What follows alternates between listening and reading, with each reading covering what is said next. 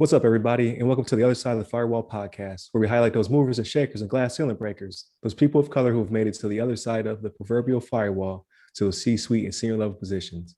My name is Ryan Williams, and today, as always, I'm joined by Shannon Tynes. What up? What up? And Levon Maynard. Welcome to the show. Yes, we got an excellent show for you this week. Several shows, I should say. Inside Baseball, we record them all at the same time, so my shirt doesn't change. But we give them to you Monday through Friday throughout the week. So first up is a very sad update for the iOS lovers in the room, including Shannon now because he's one of us. The Apple patches iOS 14 flaw that may be under active attack. So it is under active attack. And Shannon just so happened to have bought a iPhone like 2 weeks ago. I want to say 2 or 3 weeks ago. Yep. And he's already under attack. It's already happening. So is it me? With this, yeah, you directly. It's you attacking you. So with this vulnerability, Apple's pushed out patches to iPhone 6s and later, including iPad Pro, iPad Air 2, iPad 5th generation and above. And it arrives as 14.4.2 and 14.4.10. Okay, so twice. On both the phone side and the iPad side. So, oops, it just crashed. So I'll just talk about it a cappella, right? So it's a Safari like cross-site scripting vulnerability that Apple got hit with. The only reason I knew about it is because I got the patch update. So I kind of dug into it a little bit, but not really. And then B, I was on Clubhouse actually, and there was a bunch of CISOs in one of the Clubhouse meetings talking about how it's affecting their actual work from home employees who use Apple devices. So it's kind of like the whole BYOB situation where you would have brought those to work potentially, but probably not. But now that they're actually using them actively at home, it's a problem. So what do you guys think about this? I just think it's just another one of the many reasons not to go with Apple devices. Oh, here we go. One of the many reasons. No, it's all good. It's just like one of those things. I mean, it happens to everything. It happens to everybody. All the big players in the game get compromised at some point, or there's some vulnerability that gets discovered. And it's another one of those things that you got to look out for and try to make sure you keep your devices up to date. Make sure everything's staying current. Otherwise, you may be susceptible to some compromising, software or access to your data. But I don't have a whole lot to say besides throw away your iPhones, everyone. But besides that, I think it's just it's one of those things you got to keep an eye out for. I know cross-site scripting is a pretty popular attack, especially with a lot of people on the web and a lot of databases out there that people try to access and retrieve data. So it's just one of those things. I don't have a whole lot more to say besides that, because you know how much I love Apple. But what you think about this, Shannon? What's your thoughts? So I want to clarify, okay? I want to clarify. I did switch over, but I'm not gonna say I'm loving yet, right? Like I'm past my 14 days and I can't return it without taking right. Taking it. I'm kind of stuck with the cost of the device, but no. So here's something that was interesting to me, right? So when I first got it, I did a lot of like my biggest browser. I'm not saying it's the only browser I use, but the one I used to use the most was Chrome, right? So when I got my iPhone, I installed Chrome on there and was using Chrome a lot. And for the first 3-4 days, like I was not liking it. Ryan, I was on the verge of just saying, hey, y'all take this back, man. Like I'm having all types of issues with compatibility with Chrome. It's crashing, it's doing this, that, and the third. So I did some research, started reading up and whatnot. And Safari being the native browser for Apple, I was like, all right, let me switch over and see what it's like. Like I never used it. Like my wife uses it on her MacBook. But so I tried it and I was like, okay, it's not so bad. I had to learn how to use it and whatnot. And as soon as I switch over to using Safari, this is what happens, right? I'm like, man, what is going on? Like, hey, I almost hit Levon up, but like, hey man, will y'all accept me back? Like, yeah. No, I'm joking. I called the Google CEO and let him know that you needed some assistance. Can't go back. You got to get jumped out. You can't go I back. know. I look. Jumped out. I don't want it. I don't want it. I'm just gonna stay. I get in where I fit in, which is not with Apple. But no. So like, it was kind of weird. So like, I went over to Safari, and when you sent this, Ryan, I was like, damn. I was like, all right, well, let me go ahead and look. And I'm usually pretty good at checking up on all my updates, and I have them to do. I have them to set automatically on my iPhone, right? That I just got for like the apps. But for the actual software updates for the phone itself, they're set to automatically download, but not automatically install, right? So I went and looked, and I actually had 14.4.2 sitting there that was downloaded. So I was good to go there. So it was just a matter of doing the install. So by the time you had sent it, it was already out to me. I did the install, and hopefully, they didn't get too many of my viewing habits. You know what I mean? No, I'm joking. Still all your cookies out there. Yeah, Cookies. But I've talked about this before though. We've talked about this before in the past, right? Like everybody can get got. I mean, it's just what it is, right? You just gotta hope that the company takes action like they did, right? 14.4.2, 14.4.2 came out. It's supposed to fix this issue. We should be good to go now.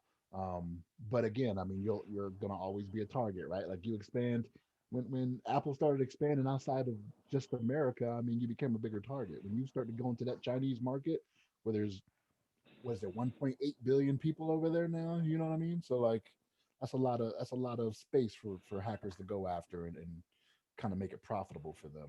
But yeah, this is gonna happen. Like I did not expect that I would never come across another vulnerability for any Right. operating system I was using. Just not like this the second day of use. Yeah, it wasn't like, it's literally I think it was like 3 weeks in on Wednesday. This past Wednesday was like 3 weeks. So yeah, I haven't even got a month in yet. But no, I mean it's one of those things. I had it even when I had Android. I've had Android for years, right? Like I would see the same stuff come out for them. I would update appropriately. Now, when it came to Android, it was usually apps that I wasn't downloading anyway, right? I mean, they had some operating system stuff too, right? But it was usually apps that I wasn't downloading. I wasn't doing any type of side loading or anything like that to my phone or breaking it or anything. So it didn't really apply to me. But I knew the stuff was out there. But the reason for my switch was because I started to see it more and more on Android because Android has a large footprint in the world. You know what I mean? They're everywhere. You know what I mean? Bigger than Apple. Like I say that not knowing the numbers for sure, but I can guarantee you their footprint is larger than Apple. Oh yeah. Yeah, definitely. Yeah. But so I mean, yeah, it's gonna be what it's gonna be, right? Like I have to do my part. I read the article, I went and checked for the patch, I patched it, I should be good now, right? So I mean it is what it is. Yeah, no doubt. Like there's nothing you really do about it. So in this case, so I was thinking about the other day, like we go right into talking about things, but we don't really explain them all the time. So I guess I could follow up with what cross-site scripting is, right? So that's a vulnerability where if they were to, I want to say it's called WebKit. I think that's the engine in the article. Make sure I'm not talking crazy. So yeah, so the browser engine where they're able to, if you go to a malicious website, trigger the WebKit to give up your cookies. So that could be things such as session tokens. That could be things, that could lead people to be able to steal either your browsing history or keys left behind from logging into certain websites, things of that nature. So it is an issue. However, and depending on the security of the website, like they could get like if you username or password,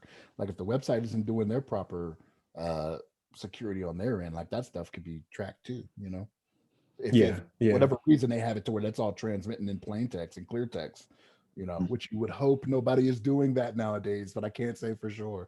Right. Yeah, especially no bank is going to do that, but there could be some smaller sites that you go to that may be doing that, but I think if I'm not going too far of a leap, I think having a VPN could have alleviated some of that too, because it would have been a secure connection between you and that website, hopefully. But if that website is bad, I guess it's a bad secure connection between you and that website. Either way, it's fixed. They fixed it. I don't use Safari, never have. Like it always pops up as default because I have a million Apple devices, but I'm beholden to Google. Like everything I do is through Chrome because it just remembers all my accounts and all that good stuff. So how'd you get it also to still I see. I don't get that because it was constantly crashing on my phone. Like it was constantly. I was like, did I do something wrong? And again, I downloaded it from the App Store. I didn't download it from yeah. anywhere crazy or anything like that. But I was constantly having issues with it, and it would So freeze.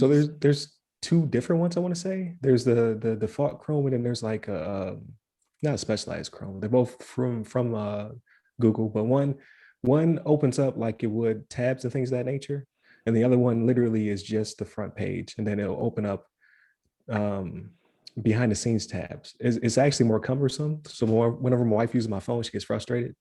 But I'm just so used to it. So when I go try to use Safari, it throws me off every time. It's just built different. Um, and it doesn't. I haven't saved all my stuff on the Safari side. And I never do the thing where you share your links and favorites between browsers. I'm just paranoid, I guess. Yeah, I never do the import thing because my kids use so many of my accounts and all that stuff. Like I don't want to share browsing history with them, like because I spy on them. Oh, I need to know what they're looking at, right? Anytime I go into Safari, I'm usually spying. Is what I'm trying to do, like see what the search history is. And when it's super clear, I'll be like, all right, yeah, hiding something. But that's just me being a creep. right. Hey, you got to do it But sometimes. You yeah, got to so take care of the kids. Make sure yeah. they. But it was funny though, is Google's the one who told Apple that this was a problem. So they're like, hey, listen, you got issues. So whatever they were doing behind the scenes with the bug catchers or whatever that the organization they have put together where they give out bounties and things of that nature is probably how they found it. Yeah. So, Yeah, I know Google's pretty big into like you mentioned, they have like their own organization, own group that goes out and try to find bugs and like other people that may use like their like the browser, for instance. Uh, you know, whether it's like a Windows or Mac or something like or Apple device, they try to like catch these bugs and sometimes they report it to the organization so that they can hopefully patch it before it becomes a big deal and not only affects the originator, like the originating device, but also like the application that are on it, like the Chromes or whatever. Uh, so I think that's it's good. It's good that they do that. I think all the big tech companies kind of do that on the side and try to make sure yeah, that nobody's getting compromised. Like somebody has, I don't know, Office installed on their Mac, and then they find that there's a Mac vulnerability that attacks Office or something like that. So they try to like kind of look out for each other a little bit. Um, and sometimes I've seen some stories where there's been little tiffs here and there where they kind of go like, "Why didn't you tell us about that instead of like releasing it to the public ahead of right. time?" So that kind of thing happens. But like in this scenario, it's good that they obviously found found this issue and were able to patch it. And it looks like maybe, like you said, Google was involved somehow, or they may notify them, let them know about the vulnerability, and Yeah, to get these things straightened out. yeah, no doubt. That's what's up. So I think we got there with that one. I think we explained it pretty well, and people know what's going on with it. Yeah. So I think I will land this plane. Um, Shout out to everybody who's watching or listening. Greatly appreciate your patronage. Uh, remember to subscribe, like, share, hit that bell for notifications. Like I said, this is now it comes out almost in real time. So we record on the weekend and then we push it out Monday through Friday for your consumption. So as long as you have that saved, you'll get the latest and greatest episode. Remember to go to www.theothersideofirewall.com where you can reach our Twitter. You can get to our Facebook group, Instagram, and then if you want to reach out to us personally, I'm at RyRy Security Guy. That's RYRY Security Guy on Twitter, LinkedIn, Clubhouse, IG, and TikTok now. I'm all over the place. And Levon?